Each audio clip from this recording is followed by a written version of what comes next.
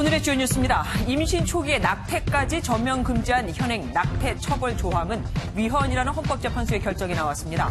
내년까지 법 개정을 주문한 만큼 임신 후 일정 기간 내에는 낙태가 부분적으로 허용될 것으로 보입니다. 35억 주식 투자가 논란이 된 이미선 헌법재판관 후보에 대해 야당이 자진 사퇴를 촉구했습니다. 금융당국도 진상 파악에 나섰습니다. 문재인 대통령이 잠시 뒤 트럼프 미국 대통령과 정상회담을 갖습니다. 교착 상태에 빠진 북미 관계에서 문 대통령의 중재 역할이 주목됩니다.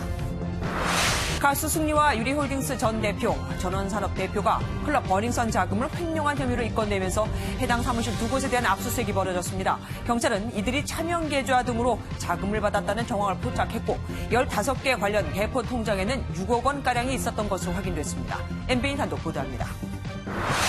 자율형 사립고 지원자의 일반고 이중 지원을 허용해야 한다는 헌법재판소의 결정이 나왔습니다. 다만 자사고와 일반고 학생의 동시 선발은 헌법에 어긋나지 않는다고 판단했습니다. 영화 속 상상으로만 구현됐던 블랙홀의 유능과학이 인류 역사상 처음으로 관측됐습니다. 아인슈타인이 제시한 상대성 이론이 증명된 것으로 천체 연구에 새 장이 열렸습니다.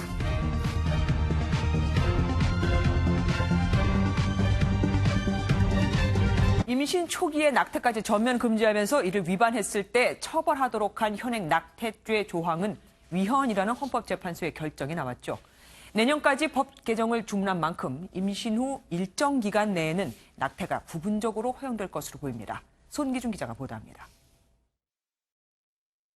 형법 제269조 제1항, 제270조 제1항 중 의사에 관한 부분은 모두 헌법에 합치되지 아니한다.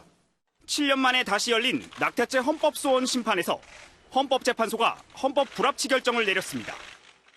임신한 여성이 낙태한 경우 이를 처벌하는 자기낙태죄 조항과 임신한 여성의 동의를 받아 낙태를 실시한 의사를 처벌하는 동의낙태죄 조항이 위헌이라는 겁니다.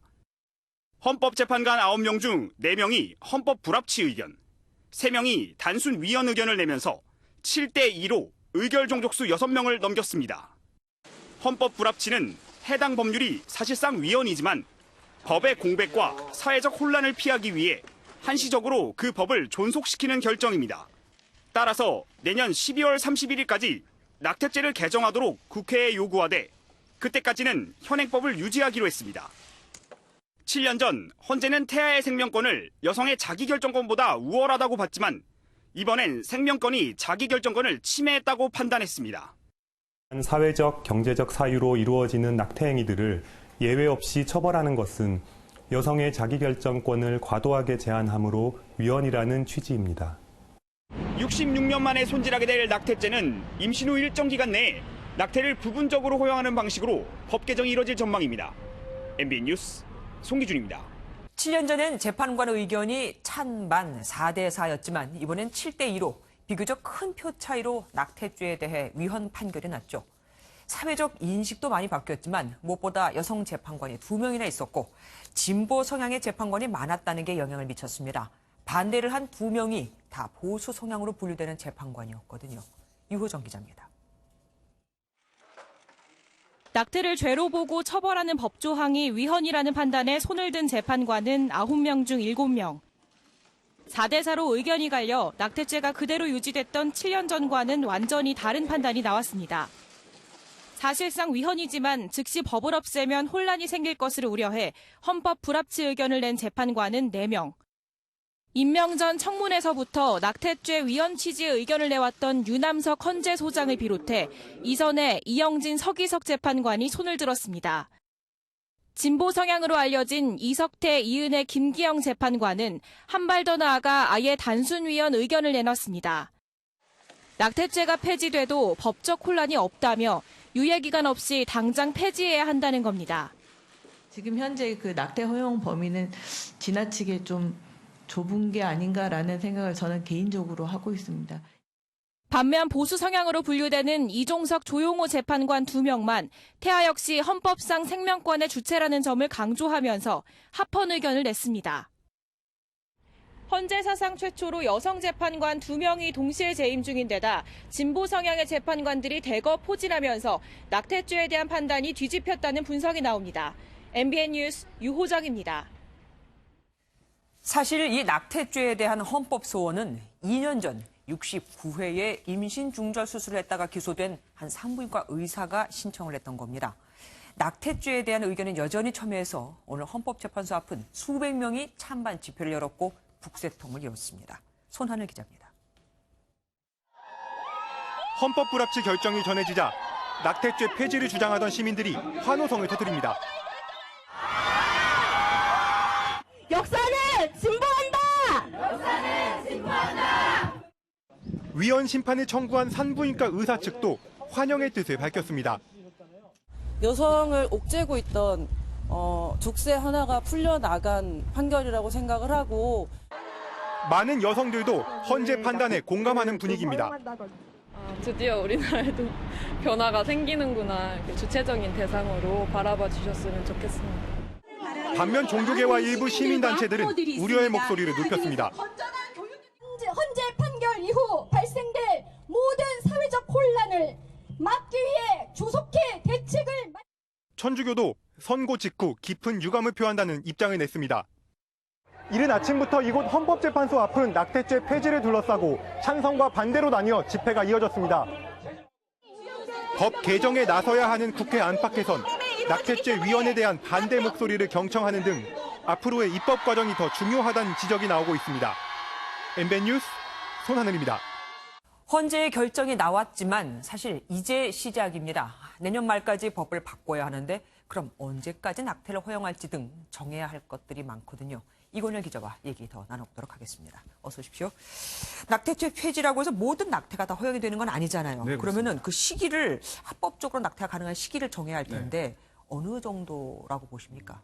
일단 국회가 어떻게 좀 법을 정할지에 달려 있는데요. 우선 임신 22주 안팎으로 정해질 가능성이 있습니다. 오늘 헌법재판소는 의학계 의견을 인용해서 태아가 임신 22주 내외부터 독자적인 생존이 가능하다 이렇게 밝혔습니다. 예. 임신한 여성의 자기결정권과 태아의 생명권이 충돌하는 상황에서 최대 22주까지는 여성의 자기결정권을 존중해 줄 수 있다는 겁니다. 네. 또 외국의 사례를 보면은 낙태 가능한 시기를 임신 12주까지로 인정한 경우도 많은데요. 네. 이 시점까지는 의학적으로 태아가 고통을 느끼지 못한다 이런 견해가 네. 있습니다. 프랑스, 독일, 덴마크를 비롯해서 많은 나라가 임신 12주까지 낙태를 허용하고 있습니다. 물론 낙태 허용 시기가 좀 더 긴 나라도 있습니다. 영국은 24주, 네덜란드는 22주까지 낙태를 허용하고 있습니다. 네. 의학계에서 24주 이내의 태아는 장기가 형성되지 않기 때문에 완벽한 인격체로 보기 어렵다 이런 의견이 있기 때문입니다. 네, 12주냐, 22주냐, 24주냐 꽤 차이가 큽니다. 네. 낙태죄가 지금까지 있었잖아요. 그럼에도 네. 우리나라에서 낙태를 음성적으로 한 사람들이 꽤 있는 네. 걸로 알고 있습니다. 네. 그럼 처벌은 어땠습니까? 낙태는 불법이지만 엄연히 존재했습니다. 2017년 기준으로 낙태 건수가 5만 건 정도로 추정됩니다. 물론 해마다 숫자가 줄어들고 있기는 합니다. 하지만 실제로 처벌되는 사례는 거의 없습니다. 지난해 재판을 받은 낙태 사건이 14건인데 네. 실형이 선고된 경우는 단 1건입니다. 네. 낙태죄가 사실상 사문화됐다고 봐야 됩니다. 네네. 실제로 이렇게 법이 효력을 발휘하지 못하는데 낙태가 불법이다 보니까 많은 임신부가 음성적인 낙태 시술로 내몰리고 있는 상황이기도 합니다. 네. 헌법재판소 역시 이런 현실을 감안해서 오늘 이 같은 결정을 내린 걸로 보입니다. 헌법재판소는 내년 말까지 법을 개정하라고 국회에 숙제를 줬습니다. 네네. 그러면은 궁금한 게 지금 헌재는 이렇게 결정을 내렸지만 법이 바뀌기까지는 내년 말, 쉽게 말하면 네. 거의 2년이 남았단 네. 말이에요. 그러면은 그 사이에는 낙태 수술을 받으면 처벌이 되는 겁니까? 안 되는 겁니까? 일단 국회가 법을 바꾸기 전까지는 낙태죄가 그대로 존재합니다. 네. 예를 들어서 당장 다음 주에 낙태가 이루어진다면 검찰이 이 임신부를 무혐의로 볼 수는 없다는 이야기입니다. 네네. 다만 검찰 역시 헌법재판소의 결정 취지를 고려할 것으로 보이는데요. 임신 초기에 낙태 처벌은 헌법 정신에 어긋난다라는 게 이번 헌재의 결정인데 일단 임신 초기에 낙태가 된 경우라면 검찰이 기소유예 처분을 내릴 가능성이 큽니다. 네. 기소유예는 법적으로 범죄 혐의는 있지만 검사가 기소를 하지 않는다 이런 이야기입니다. 네. 다만 임신 중기나 말기에 낙태 시술을 받는다면 현재 낙태죄가 엄연히 존재하는 만큼 법대로 검찰이 기소할 가능성은 있습니다. 네네. 헌법재판소에서 모든 낙태를 전면적으로 허용한 건 아니기 때문입니다. 네. 아까 낙태죄로 처벌을 네. 받은 사람은 그렇게 많지 않다라고 말씀을 하셨는데 그럼에도 어쨌든 처벌을 받은 사람 입장에서는 구제를 받고 싶어 하지 않겠습니까? 그럼 뭐 다시 재판을 받을 수 있는 건죠? 일단 재심을 청구한다면 무죄가 나올 가능성이 있는데요. 네. 이번 헌법재판소 결정이 그럼 언제까지 소급해서 영향을 미치느냐가 관건인데 2012년에 헌재가 낙태죄에 대해서 한 차례 합헌 결정을 내린 바 있습니다. 맞아요. 예, 헌법재판소 법에 따르면은 이런 경우에 재심 청구가 가능한 사건은 2012년 8월 헌재가 합헌 판결을 내린 이후의 사건들입니다. 네. 그러면은 법적 처벌 근거가 사라지는 거는 아니잖아요, 아직은. 예, 그렇습니다. 그리고 합법적 낙태가 가능해진다면 낙태가 늘어나게 되지 않을까라는 우려도 사실 있습니다. 네, 그렇습니다. 많은 분들이 그런 우려를 하시는데요. 일단은 그 학문적으로 그 학자들의 이야기를 보면은 낙태 허용 여부와 낙태율 사이에는 상관관계는 없다라는 게 학계의 견해입니다. 외국의 낙태율을 보면 좀 알 수 있는데요. 낙태율이라고 하면은 가임기 여성 1000명당 인공 임신 중절 건수인데요. 미국은 1973년에 낙태를 합법화했는데 당시 수치가 16.3이었습니다. 그런데 2014년엔 14.6이었습니다. 장기적으로는 큰 차이가 없다고 볼 수 있습니다. 네. 낙태에 영향을 미치는 게 낙태에 대한 처벌 의무보다 사회경제적으로 다양한 요인이라는 게 전문가들의 견해입니다. 그렇겠군요. 예, 알겠습니다. 오늘 말씀 감사합니다. 다음 소식입니다. 35억 원 주식 보유 논란에 휩싸인 이미선 헌법재판관 후보자가 정의당의 데스노트, 정의당이 반대하면 다 임명이 안 되더라는 곳에 이름을 올렸습니다. 이 후보자가 있을 곳은 헌법재판소가 아니라 투자 수익률을 올려야 할 국민연금이라는 비아냥까지 나왔습니다. 오태용 기자입니다. 국회 법제사법위원회 소속 한국당과 바른미래당 의원 전원은 이미선 헌법재판소 재판관 후보자의 자진 사퇴를 요구했습니다.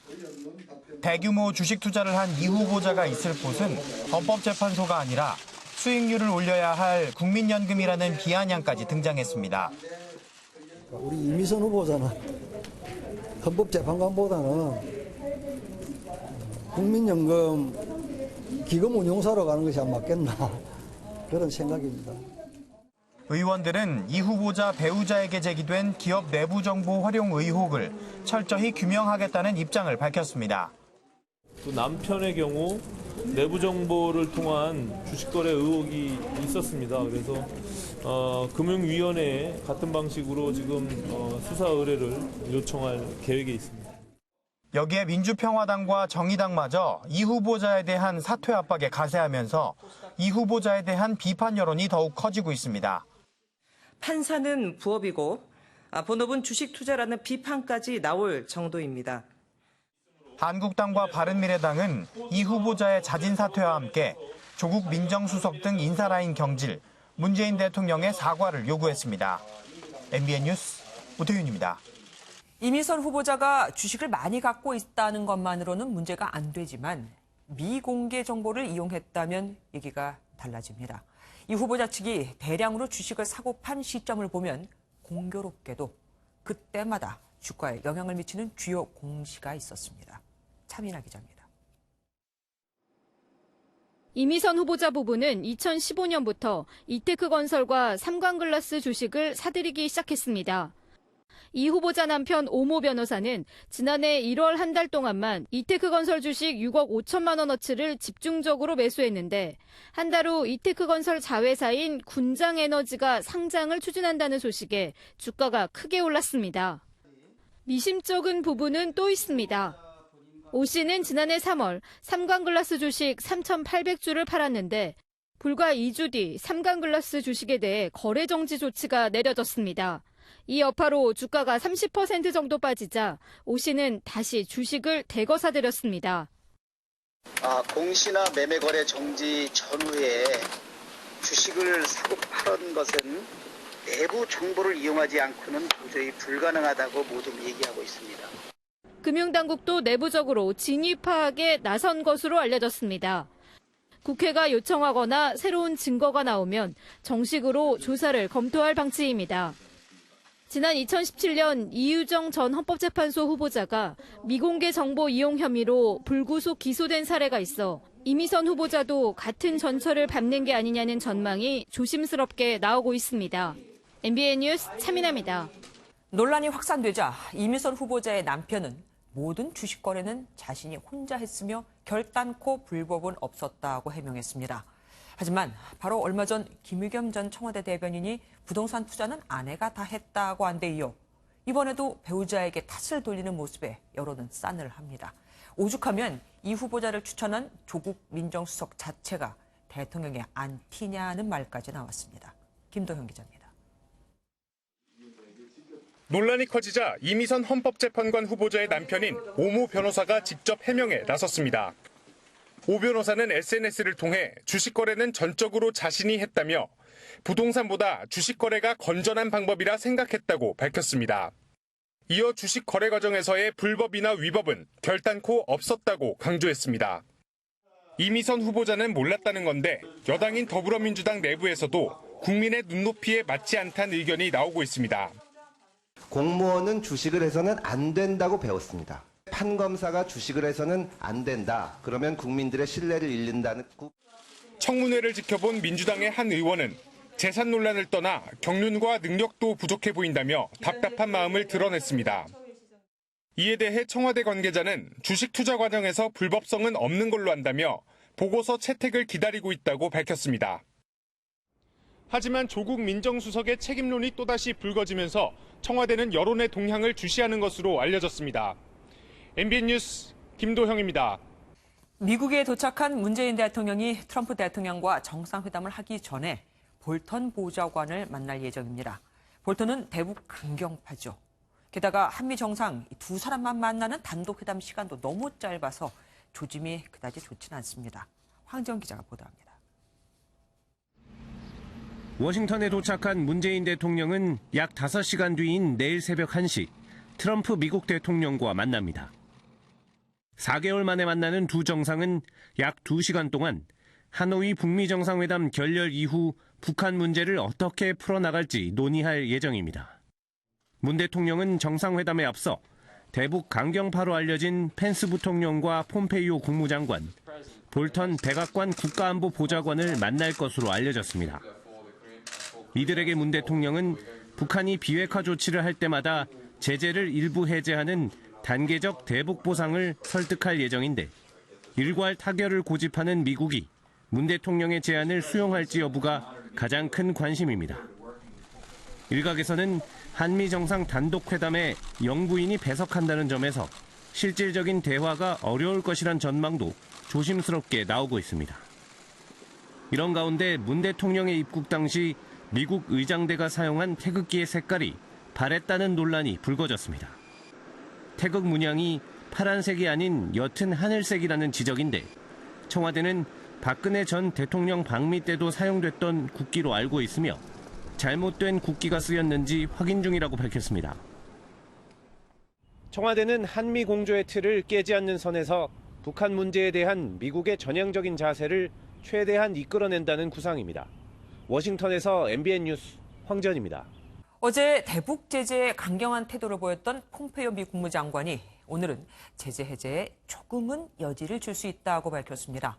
하루 만에 태도가 바뀐 걸 놓고 해석이 분분한데 북한에선 대규모 열병식을 준비하는 정황이 포착됐습니다. 한쪽이 유화적으로 나올 때 다른 한쪽은 무기를 만지작거리고 있으니 뭐가 좀 안 맞는 것 같죠. 신재호 기자가 보도합니다. 어제 상원세출위원회 청문회에서 대북 제재에 대해 강경한 태도를 고수했던 마이크 폼페이오 미 국무장관. As we continue negotiations with North Korea, we should maintain maximum economic pressure. Yes. Okay. 오늘 상원 외교위원회 청문회에선 한 발 물러선 모습을 보였습니다. I want to leave a little space there. 폼페이오 장관의 갑작스런 태도 변화는 북한 최고인민회의와 한미 정상회담을 앞두고 북한의 이상 행동을 억제하기 위한 전략적인 발언이란 분석이 나옵니다. 일각에선 최근 공개된 김정은 위원장의 전략적 노선 변경 발언에 대응한 유화적인 제스처로 보고 있습니다.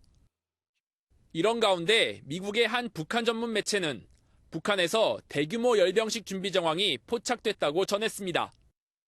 평양 미림 열병식 훈련장에 군용 차량 217대가 집결한 모습이 위성에 잡힌 겁니다. 해당 매체는 북한이 열병식에서 ICBM이나 신형 무기를 공개한다면 다시 강경 입장으로 돌아가는 것을 뜻한다고 분석했습니다. 북한의 열병식 준비 움직임에 대해 우리 군은 확인되지 않았다고 밝혔습니다. MBN 뉴스 신재우입니다. 한미 정상회담을 의식한 걸까요? 연일 자력갱생을 외치고 있는 북한 김정은 위원장이 우리의 국회격인 최고인민회의에서 적대 세력에게 심각한 타격을 줘야 한다고 강조했습니다. 아무래도 북한이 미국에 맞서 버티기 작전에 들어선 게 아니냐는 관측이 나옵니다. 통일부에 나가 있는 주진희 기자 연결해 보겠습니다. 주진희 기자, 최고인민회의 결과 나왔습니까? 오늘 북한 최고인민회의가 열린 것으로 보이지만 아직 결과는 나오지 않고 있습니다. 한미 정상회담을 앞두고 김정은 국무위원장은 3일 연속 회의를 하는 모습을 보이고 있는데요. 어제 회의에서는 대북제재를 의식한 듯 자력갱생을 강조하면서도 적대 세력에게 심각한 타격을 주겠다는 의미심장한 발언을 내놨습니다. 제재로 우리를 굴복시킬 수 있다고 현안에도요 오판하는 적대 세력들에게 심각한 타격을 주어야 한다고 말씀하셨습니다. 즉 대북 제재가 지속되더라도 미국에는 절대 굴복하지 않겠다는 의지를 표명한 겁니다. 이에 우리 정부 고위 당국자는 북한이 대화를 하지 않겠다는 건 아니라며 북미 간 치열한 밀고 당기기 차원으로 봐야 한다고 분석했습니다. 먼저 전문가 분석도 한번 들어보시겠습니다. 자력갱생을 통해서 소위 말해서 북미 협상이 재개되기 전까지는 버티기 전략 그리고 또는 지구전으로 갈 수 있다라는 걸 강조하는. 때문에 오늘 열린 최고인민회의에서 더 나아간 대미 메시지가 나올지 주목되고 있는 겁니다. 또 북한의 경제사령탑인 박봉주 총리가 교체될 것으로 보여 후임 인사에도 관심이 쏠리고 있습니다. 지금까지 통일부에서 MBN 뉴스 주진입니다. 클럽 버닝썬의 수상한 자금 흐름을 수사하고 있는 경찰이 가수 승리와 동업자였던 유리홀딩스 유인석 전 대표 그리고 버닝썬의 대주주인 전원산업 대표를 횡령 혐의로 입건했습니다. 또한 현재 15개 대포 통장으로 6억 원이 횡령된 걸 포착했는데 이 중 일부가 승리 등에게 흘러갔다는 진술도 확보했습니다. 임성지 기자가 단독 보도합니다. 클럽 버닝썬의 자금 횡령 루트로 경찰이 파악한 대포 통장은 15개로 금액은 6억 원에 이르는 것으로 확인됐습니다. 대포 통장은 버닝썬 지분 20%를 갖고 있는 대만인 린사모의 금고지기 안모 씨가 관리한 것으로 경찰은 보고 있습니다. 안 씨가 지인 15명을 버닝썬 MD, 즉 영업직원으로 허위 등록해 급여를 주는 방식으로 돈을 빼돌렸다는 겁니다. 대포 통장 명의자들을 조사한 경찰은 버닝썬 대주주인 전원산업과 승리 등에게 각각 억대의 돈이 흘러들어갔다는 일부 진술을 확보하고 강제 수사에 들어갔습니다. 경찰은 수사관 14명을 투입해 전원산업과 유리홀딩스 두 곳에 대한 압수수색을 진행했습니다. 횡령 혐의 입증할 만한 자료 좀 확보하셨나요? 어떤 자료 위주로 확보하셨어요? 초기에 10억 원을 투자한 린사모 역시 금고지기 안 씨가 대포 통장을 관리한 만큼 수사 결과에 따라 횡령 혐의가 드러날 수 있습니다. 경찰은 린사모의 대만 내 주소를 확인해 경찰 출석을 요청했습니다. MBN 뉴스 임성재입니다. 사기 혐의를 받고 있는 마이크로닷의 아버지가 결국 구속됐습니다. 현재 접수된 피해자는 14명이죠. 오늘 한 명이 더 추가로 고소장을 내면서 피해자는 늘었습니다. 김영현 기자가 보도합니다. 마이크로닷의 아버지 신모 씨가 영장 실질 심사를 받으러 경찰서를 빠져나옵니다. 피해자들에게 죄송하다는 말만 반복합니다. 피해자들한테 하고 싶은 말 열심히 해결하려고 들어왔으니까 조금만 받아주십시오. 사기 혐의를 받고 있는 신 씨가 경찰에 구속됐습니다. 앞서 신 씨의 부인은 영장이 기각돼 불구속 상태에서 수사를 받게 됐습니다. 신 씨 부부는 현재 6억 원 상당의 피해를 입은 14명의 피해자 가운데 8명과 합의를 한 것으로 확인됐습니다. 그런데 또 다른 한 명의 피해자가 추가로 고소장을 제출했습니다. 경찰은 현재까지의 사건과는 별개로 수사를 벌일 예정입니다. 제각각이에요. 뭐 물품 대금 사기, 그다음에 뭐 차용 사기, 보증 사기 각각의 다 사기죄로 봐야 되는 거 아니에요? 경찰은 신 씨 부부의 사기 혐의에 대해 집중 조사를 벌일 방침입니다. MBN 뉴스 김영현입니다. 연예인과 함께 마약을 했다는 황하나 씨의 사건에서 가수 박유천 씨의 이름은 어떻게 나오게 된 걸까요? 박유천 씨 측은 경찰로부터 연락이 왔다고, 그래서 기자회견까지 했다고 하는데 경찰 측에선 연락한 사람이 없다고 합니다. 윤기란 기자가 알아봤습니다. 내일 검찰 송치를 앞둔 황하나 씨는 경찰 조사에서 올해 초 필로폰을 사 한 연예인과 함께 투약했다고 진술했습니다.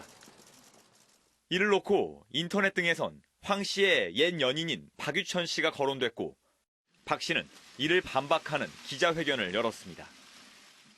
마약을 한 적도 없고 권유한 적은 더더욱 없습니다. 황 씨가 말한 연예인이 박 씨라면 둘 중 한 명은 거짓말을 한 셈입니다. 박 씨 측은 경찰에서 황 씨가 박 씨를 지목했다고 연락이 왔다며 연락한 경찰관의 이름도 알고 있다고 밝혔습니다. 경찰의 말은 다릅니다. 황 씨가 지목한 연예인이 누구인지 밝힌 적도 없고 확인해 줄 수 없다는 입장입니다. 공범 수사가 한창인데 해당 연예인을 박 씨로 특정해 보도하는 것은 문제가 있다고도 덧붙였습니다. 다만 박유천 씨가 자진 출석한다면 입장을 듣겠다고 경찰이 밝힘에 따라 박 씨 측은 다음 주 초쯤 출석 일정을 잡은 것으로 알려졌습니다. MBN 뉴스 윤기란입니다.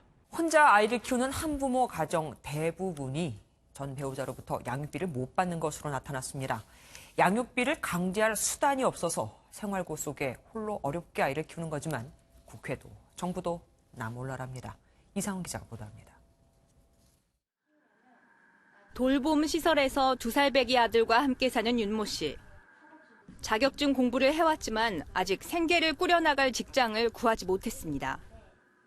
연락이 끊긴 아이 아버지로부턴 경제적 지원을 아예 받지 못해 정부에서 주는 60만 원 남짓한 양육비가 전부인데 아이가 커갈수록 걱정입니다. 여기서는 퇴소할 날짜가 정해져 있어서 집도 구해야 돼서 저축도 해야 되고 애기들이 먹는 게 장난이 아니잖아요. 턱없이 부족하거든요. 여성가족부 조사에 따르면 한부모 가정 10명 중 약 8명이 양육비 채무자인 전 배우자로부터 양육비를 받지 못하는 것으로 나타났습니다. 73%는 양육비를 한 번도 받은 적 없고 6%는 과거엔 받았지만 최근엔 받지 못했다고 대답했습니다. 한부모 80%가 양육비와 교육비가 부담이라고 답했지만 양육비 청구 소송 경험은 8%에 그쳤습니다. 양육비를 지급하라는 법원 판결을 받아내도 이행을 강제할 수단이 없기 때문입니다. 버티면 그만이고 그 이후 궁극적으로 받아낼 조치가 없습니다. 미국은 양육비 불이행 시 여권, 운전면허 제한 등 다양한 제재 조치가 한부모 가정의 짐을 조금이라도 덜려면 국내에도 양육비 채무자에 대한 실질적 제재를 도입해야 한다는 지적입니다. MBN 뉴스 이상은입니다. 고용노동부가 상습적으로 임금을 체불한 사업주 242명의 실명을 공개했습니다. 3년 이상 임금을 주지 않은 이들인데 회사는 잘 되는데 개인 채무로 회사 문을 닫아버리고는 월급을 안 주는 것도 있습니다. 김영 기자가 보도합니다. 전북 전주의 한 시내버스 회사입니다. 지자체로부터 보조금까지 받고 있지만 운전기사들에게 2억 6천만 원의 임금을 지급하지 않았습니다. 회사 측은 기름값 상승과 승객 감소 등을 이유로 댑니다. 현금 수입이 이렇게 좀 더 늘어야 되잖아요. 이렇게 뭐 해서 임금도 올랐고 기름값도 올랐고. 운전기사들의 말은 다릅니다. 전주시 보조금 시스템이나 현장에서 벌어들이는 거는 실질적으로 뭐 적자는 아닙니다. 경남 김해 한 병원은 직원들에게 4억 원이 넘는 임금을 주지 못한 채 문을 닫았습니다. 병원하고 관계없는 부재 때문에 압류가 들어오고 그래 됐더랬어요. 고용노동부는 상습적으로 임금을 체불한 사업주 242명의 명단을 공개하고 419명에 대해 신용 제재를 가한다고 밝혔습니다. 최근 3년간 임금 체불로 2번 이상 유죄가 확정되고 1년 동안 3천만 원 이상을 체불한 사업주들입니다. 명단에 오른 사업주들은 개인 신상이 3년간 고용부 홈페이지에 게재되고 7년 동안 대출 등의 제한을 받습니다. MBN 뉴스 김현입니다. 지난달 MBN 단독 보도로 시작된 미세먼지 마스크 불량 제조 단속 결과가 나왔습니다. 한 달 동안 특별사법경찰단이 집중 점검을 한 건데 절반 이상이 법을 어기면서 마스크를 만들고 있었습니다. 이재호 기자가 보도합니다. 경기도 안산의 한 가정집입니다. 부업이라고 붙여놓은 문을 열고 들어가니 미세먼지 마스크 포장이 한창입니다. 엄연히 약사법 위반입니다. 어떻게 포장하라고 얘기 받지 않으셨어요? 이런 얇은 장갑을 사가지고 껴가지고 또 다른 업체 창고에서는 마스크 제조에 쓰이는 부직포 바로 옆에 먹다 버린 음식물이 발견됩니다. 냄새가 나는 지금 먹다 버린 치킨인 것 같고. 경기도 특별사법경찰단이 지난 한 달 동안 미세먼지 마스크 제조업체와 온라인 쇼핑몰 등 78곳을 점검한 결과 절반이 넘는 43곳이 단속에 적발됐습니다. 식약처 인증을 받은 것처럼 속인 경우가 가장 많았고 미신고 제조시설에서 마스크를 제조한 업체도 적지 않았습니다. 이번에 적발된 한 업체는 이 350원짜리 중국산 공산품 마스크를 12,000원에 팔아치워 30배 넘는 폭리를 취했습니다. 우리나라의 미세먼지가 심해지면서 그 수요가 급증을 하게 됩니다. 그러니까 여기저기서 중국산이든 어디든지 간에 가져오는 거예요.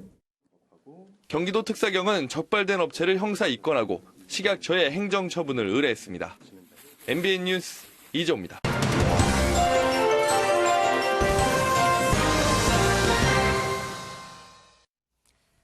잘못 뽑아서 죄송합니다.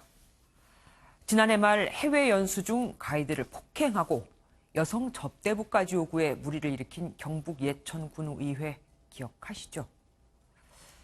사실을 인정하고 사과하긴커녕 거짓말로 무마하려는 이들의 행태에 온 국민의 비판은 물론 그 지역 농산물 불매운동까지 일자 국민들이 대신 사과를 했습니다. 애초에 그런 사람들을 뽑은 자신들이 잘못했다면서요.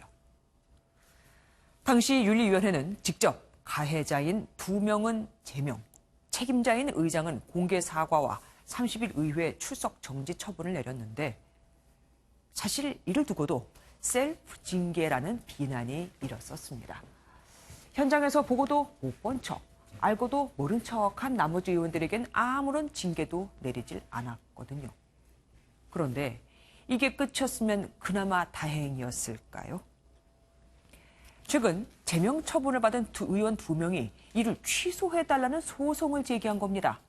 한 명은 접대부를 요구만 했지 실제로 간 것도 아닌데 그게 그렇게 큰 죄냐며 억울하다고 했고, 폭행 당사자는 아무런 입장도 내놓지 않은 채 법으로 해결하겠다는 식입니다. 당연히 각종 인터넷 게시판엔 비난의 글이 쇄도하고 있습니다만 딱 한 곳, 예천 국민들은 오히려 화를 내지 못하고 있습니다. 예전처럼 비판하고 나서면 더 많이 알려져서 그때보다 더 많은 피해를 볼까 두려운 겁니다. 죄는 의원들이 짓고 국민들만 냉가슴을 앓고 있는 거죠. 이런 게 한국이구나. 의원에게 폭행을 당한 가이드의 말입니다. 가해자는 뻔뻔하게 자신의 권리를 주장하는데 오히려 피해자인 자신은 실업자가 돼서 또 다른 피해를 당하고, 이를 지켜보는 주민들은 생계가 걸려 있어 이러지도 저러지도 못하는 상황. 이게 지금의 한국 사회란 거죠. 이 또한 이런 사회를 만든 우리 국민 모두의 잘못일까요? 앞으로 자숙하면서 새로운 마음과 자세로 봉사하겠습니다. 폭행 당사자인 의원이 지난해 공식 사과하면서 한 말입니다. 하나만 묻겠습니다.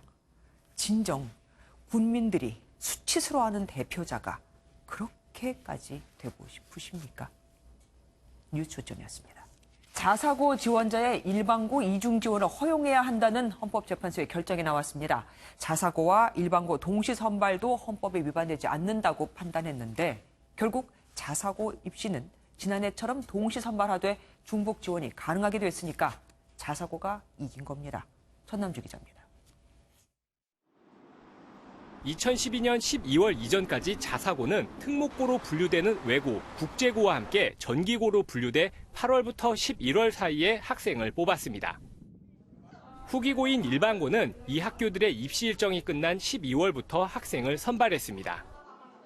이 때문에 우선 선발권을 통해 자사고가 우수 학생을 선점해 간다는 특혜 논란과 고교 서열화를 심화시킨다는 지적이 제기됐습니다. 결국 교육부는 자사고 입시를 일반고처럼 후기고로 전환해 동시 선발 방식으로 바꿨고 자사고에 지원한 학생이 일반고에 이중 지원할 수 없도록 시행령을 개정했습니다. 이에 반발한 자사고 측이 헌법 소원을 냈는데 헌재는 일반고 이중 지원 금지가 헌법에 어긋난다고 판단했습니다. 이중 지원이 금지될 경우 자사고에 떨어진 학생은 고교 입학을 한 해 늦춰야 하는 상황이 올 수 있기 때문입니다. 자율형 사립고등학교에 불합격한 학생에게도 일반고를 포함해 평준화 지역 후기 학교에 진학할 기회를 보장해야 한다는 취지입니다. 다만 헌재는 자사고와 일반고 동시 선발에 대해선 헌법에 위반되지 않는다고 결정했습니다. 자사고의 교육과정 등을 고려할 때 후기고보다 먼저 우수 학생을 선발할 필요성이 적다고 판단했습니다. 결국 고입 전형은 지난해와 큰 차이를 보이지 않게 되면서 자사고 지원자와 학부모들이 우려했던 혼란은 일어나지 않을 전망입니다. MBN 뉴스 전남주입니다. 104년 전에 아인슈타인이 옳았습니다. 빛은 중력이 강한 곳에서 휘고 빛조차 빠져나올 수 없는 곳이 있는데 이게 바로 블랙홀이라는 그의 이론이 맞은 겁니다. 상상 속에서만 그려졌던 블랙홀이 세계 최초로 관측됐습니다. 김수형, 윤지원 두 기자가 연속 보도합니다. 영화 인터스텔라의 한 장면입니다. 주인공 쿠퍼가 딸을 만나기 위한 마지막 희망으로 블랙홀 안으로 빨려 들어가고 있습니다. 주인공은 블랙홀 안에서 시간과 공간을 초월해 딸에게 인류를 구할 메시지를 전달합니다. 블랙홀은 빛조차 빠져나가지 못해 검은 구멍처럼 보인다는 의미입니다. 지구와 같은 천체에서 벗어나려면 중력을 이길 수 있는 탈출 속도, 적어도 초속 11.2km 이상으로 벗어나야 합니다. 그런데 중력이 너무 강해 탈출 속도가 빛의 속도인 초속 30만 킬로미터보다 높은 천체가 있다면 어떨까요? 빛도 빠져나올 수 없고 오히려 빨려 들어가고 주변을 지나는 빛은 심지어 휘어집니다. 빛도 흡수하다 보니 관측도 어렵습니다. 이게 바로 블랙홀입니다. 블랙홀의 존재는 아인슈타인에서 출발합니다. 1915년 독일 아인슈타인은 일반 상대성 이론에서 빛은 태양 등 거대한 천체의 중력에 의해 휠 것이라고 예측했습니다. 그로부터 4년 뒤, 지금으로부터 100년 전인 1919년, 영국의 천문학자는 개기일식을 통해 빛이 휘는 사실을 관측해 블랙홀의 존재가 증명됩니다. 다시 영화의 한 장면입니다. 죽음을 앞둔 여성은 주인공의 딸입니다. 아빠보다 더 늙었는데 주인공은 블랙홀을 다녀와 시간이 왜곡돼 느리게 흘렀기 때문입니다. 이는 아인슈타인 이론 중 하나입니다. 영화 속 상상으로만 구현됐던 블랙홀의 윤곽이 인류 역사상 처음으로 관측됐습니다. 104년 전 아인슈타인이 이론화한 블랙홀을 실측할 수 있게 되며 우주 천체 연구의 새로운 장이 열렸습니다. 윤지원 기자가 보도합니다.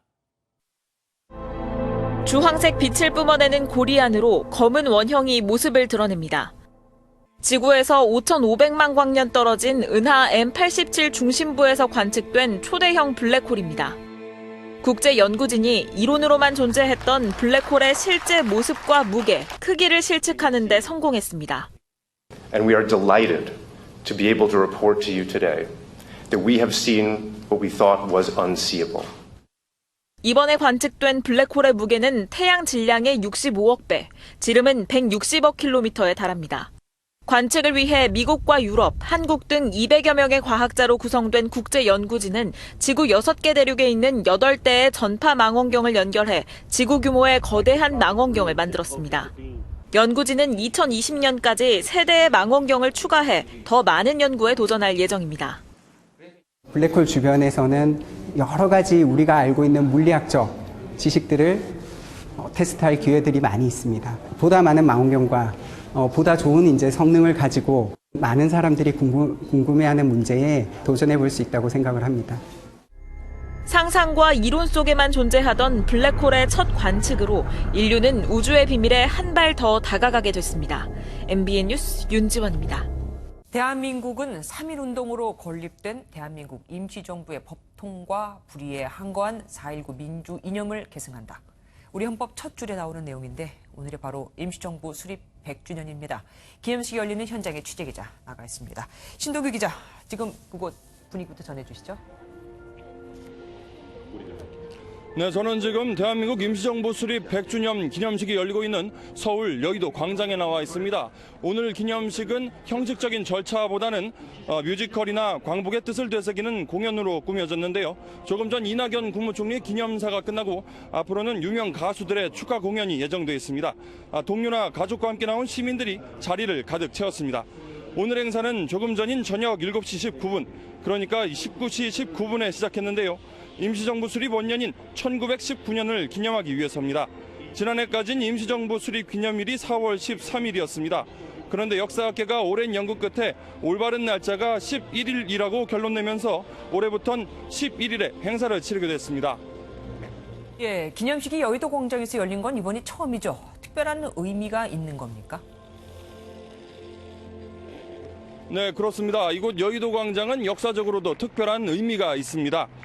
과거 74년 전인 1945년에 제2차 세계대전에서 활약했던 미군의 C-47 수송기를 타고 한국 광복군이 국내로 들어왔던 곳입니다. 국민이 지킨 역사, 국민이 이끌 나라라는 표어를 내세운 오늘 기념식은 사상 처음으로 국민 참여형 축제 형태로 치러졌습니다. 지난 100년의 역사와 함께 앞으로 이어갈 100년도 국민과 함께한다는 취지를 담은 걸로 풀이됩니다. 지금까지 서울 여의도 광장에서 MBN 뉴스 신동규입니다. 임시정부 활동의 구심점이 된 상해에는 생전에 꿈꾸던 독립된 조국에 못 온 독립운동가들의 흔적이 곳곳에 남아 있습니다.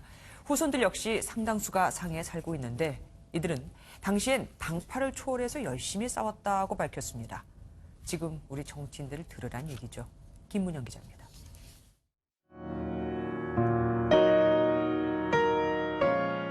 (100년) 전 일제의 핍박을 피해 중국 상해에 임시정부를 세우는 데 함께했던 요인들은 생을 마감한 뒤에도 고국으로 돌아가지 못하고 현지에 묻혔습니다.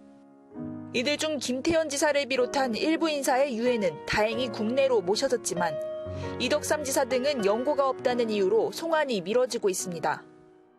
일부 독립운동가의 후손 역시 어려운 타지 생활을 이어가고 있습니다. 임시정부 법무총장과 외무장 등을 지낸 오영선 씨의 가족은 문화혁명 당시 한국인이라는 이유로 반동분자로 분류되기도 했습니다.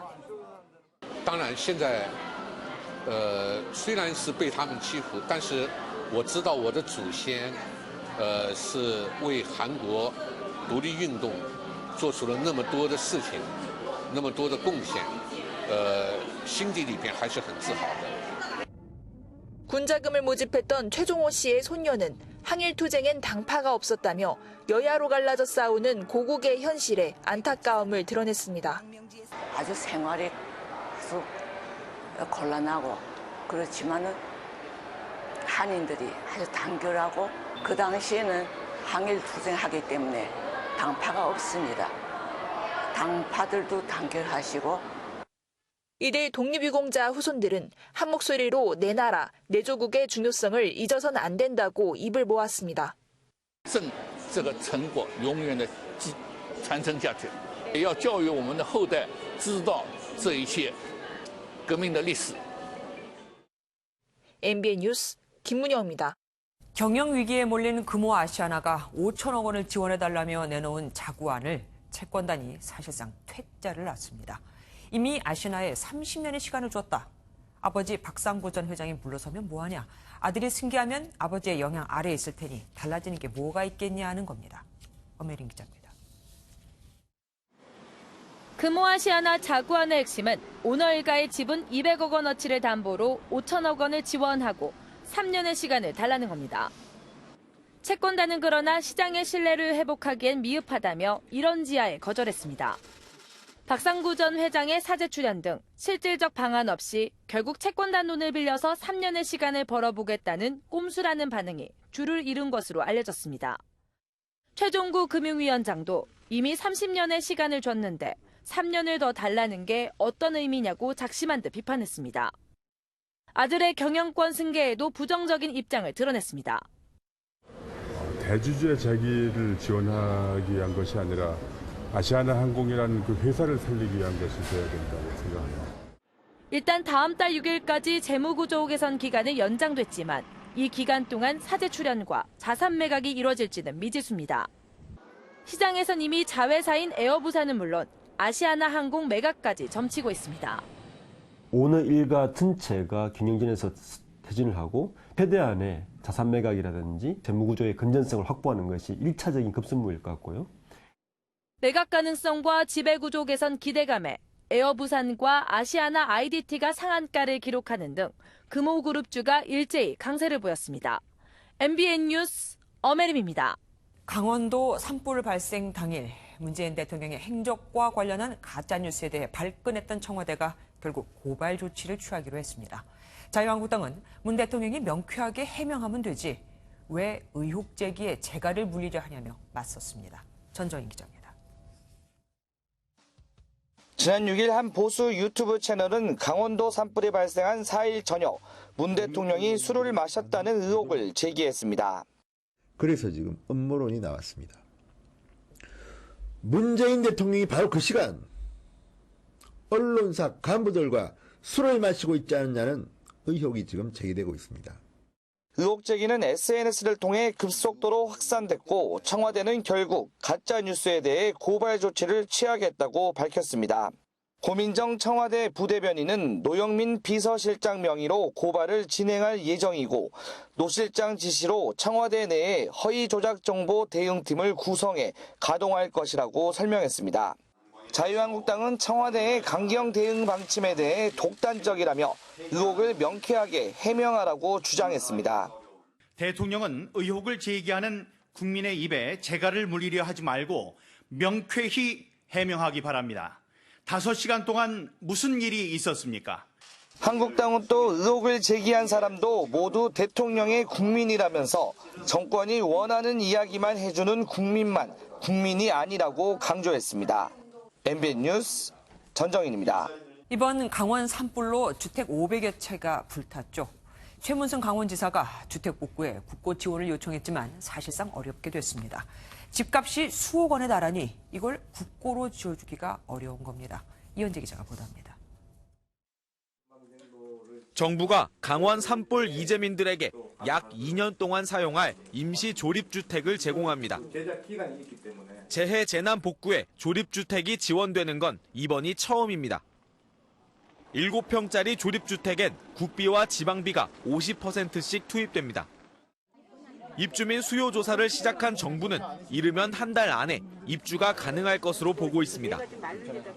불에 탄 집을 다시 지어야 하는 이재민들에게는 1,300만 원을 주고 최대 6천만 원까지 연이자 1.5% 대출을 지원합니다. 반파된 이재민도 자기가 집을 헐고 다시 지으면은 그 융자를 갖다 해주게 됩니다. 하지만 산불로 전소된 속초 장천마을은 집값이 수억 원대라 이것만으로 새 집을 짓기란 불가능합니다.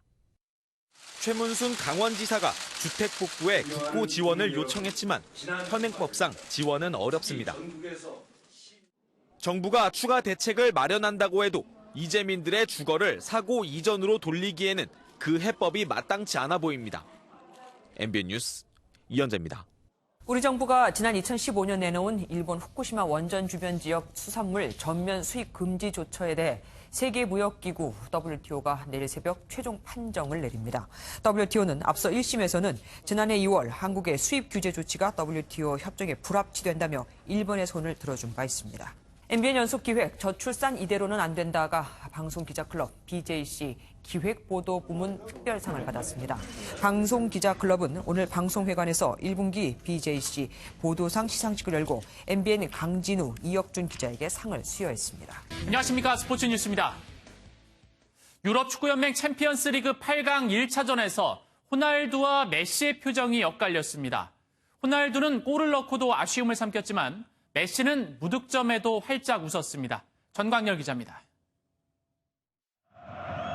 아약스전은 햄스트링 부상을 딛고 2주 만에 돌아온 호날두의 복귀전이었습니다. 챔피언스리그의 사나이란 별명답게 전반 45분 유벤투스 동료인 주앙 칸셀로의 크로스를 받아 페널티 지역 정면에서 헤딩골을 터뜨렸습니다. 특유의 골 뒤풀이로 기쁨을 만끽했지만 후반 시작 30초 만에 아약스 네레스의 동점골이 나왔습니다. 경기는 1대1 무승부로 끝났고 유벤투스와 호날두는 적지에서 한 골을 넣은 것에 만족해야 했습니다. FC 바르셀로나는 맨체스터 유나이티드와의 맞대결에서 1대0으로 승리했습니다. 전반 12분 메시의 크로스를 받은 수아레스가 맨유 골그물을 갈랐습니다. 수아레스의 헤딩골 같지만 자세히 보면 수아레스의 머리를 떠난 공이 맨유 수비수 루크 쇼의 팔에 맞고 굴절돼 골문 안으로 들어갔습니다. 루크 쇼의 자책골로 맨유는 챔피언스리그에서 자책골만 8개를 기록하면서 역대 최다 자책골 팀에 오명을 썼습니다. MBN 뉴스 전광렬입니다. 모든 골프 선수와 팬들의 꿈의 대회인 마스터스가 잠시 후 개막합니다. 연습 라운드 티켓이 280만 원에 거래될 정도로 인기인데 선수들은 홀인원 퍼레이드로 예열을 마쳤습니다. 김동환 기자가 보도합니다.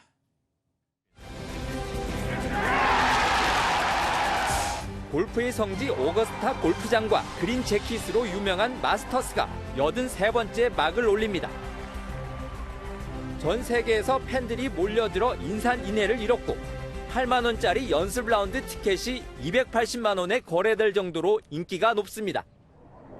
입장 수입만 400억 원에 기업 후원 한 푼 없이 일주일간 매출이 1,500억 원에 이릅니다. 시즌 개막전이 아닌 마스터스의 컨디션을 맞춰온 선수들은 사전 행사인 파3 컨테스트부터 최고의 샷을 뽐냈습니다. 환갑이 넘은 오메라와 19살의 아마추어 블링이 나란히 홀인원을 기록했고 파울러는 토마스의 공을 뛰어넘어 홀컵에 넣는 묘기를 선보였습니다. 월리스는 3차 연장 접전 끝에 홀인원을 기록하며 우승 트로피를 거머쥐었습니다. 여자 골프스타 아리아와 모리아 주타누간 자매가 태국 동료 선수의 캐디로 깜짝 변신했고 재미교포 케빈 나는 딸과 함께 출전해 눈길을 끌었습니다. 돌아온 골프 왕제 타이거 우즈의 통산 5번째 우승 도전이 관심을 끄는 가운데 유일한 한국 선수인 김시우는 잠시 후 10시 30분에 티오프합니다. MBN 뉴스 김동환입니다. 미세먼지 농도도 보통 수준의 날도 포근해서 오늘 깊어가는 봄을 즐기기 좋았습니다. 주말까지는 온화한 봄 기운이 가득해서 봄이 점점 더 깊어가겠는데요. 내일 서울의 한낮 기온은 17도, 모레는 18도까지 오르며 오늘보다 1, 2도가량 높겠고 평년보다도 조금 더 따스하겠습니다. 내일은 서쪽 지역을 중심으로 보건용 마스크를 챙기시는 게 좋겠습니다. 오전과 밤의 대기가 정체되면서 수도권과 강원 영서, 세종과 대전, 충북과 전북 지역은 대기질이 나쁨 수준을 보이겠고요. 충남과 광주에서도 오전 한때 미세먼지 농도가 높게 나타나겠습니다. 중부와 경북 내륙을 따라서는 오늘 자정까지 빗방울이 조금 떨어지는 곳이 있겠습니다. 내일 찬 공기가 내려오면서 중부지방 아침 기온 평년보다 낮겠습니다. 농작물 냉해 피해 등이 없도록 주의가 필요하겠습니다. 남부 내륙을 따라서는 안개가 짙게 끼는 곳이 있겠는데요. 한낮 기온은 광주와 대구가 18도, 울산과 부산은 17도까지 오르겠습니다. 내일 동부 지역 강릉의 아침 기온은 8도까지 오르면서 오늘보다 5도가량 높겠습니다. 휴일에는 전국에 비가 내리겠고요. 바람도 강하게 불 것으로 보입니다. 날씨였습니다. 뉴스팔이 선정한 이 한 장의 사진입니다. 타일이 다 제거된 채 흉한 콘크리트 바닥을 드러내고 있는 수영장. 불과 하루 전에 개장한 곳입니다. 전남 완도군이 90억 원을 들여 완공한 수영장인데 개방 첫날부터 바닥 타일이 떨어지고 접착제가 물에 떠올라 부랴부랴 문을 닫고 재시공에 들어간 거죠. 학생들 개학과 주요 기관장들의 준공식 참석 일정을 맞추려고 무리하게 공사를 했다는데 학생들이 좀 늦게 사용하면 어떻고 준공식에 높은 분들이 좀 많이 못 오면 어떻습니까? 뭐가 진짜 중요한지 좀 아셨으면 좋겠습니다. 뉴스팔 여기서 마치겠습니다. 함께해 주신 여러분 고맙습니다.